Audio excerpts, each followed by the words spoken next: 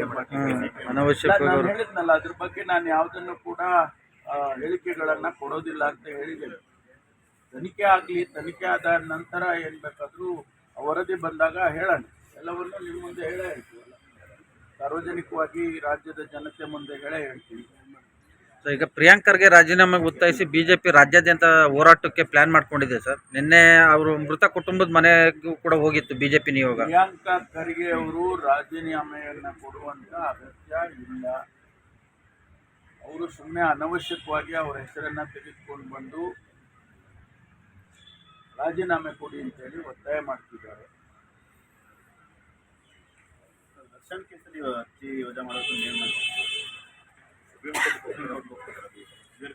ಅದೆಲ್ಲ ಪ್ರೊಸೀಜರಲ್ಲಿ ಏನು ಮಾಡಬೇಕು ಇಲ್ಲ, ಪ್ರೊಸೀಜರಲ್ಲಿ ಮಾಡಲೇಬೇಕಲ್ಲ.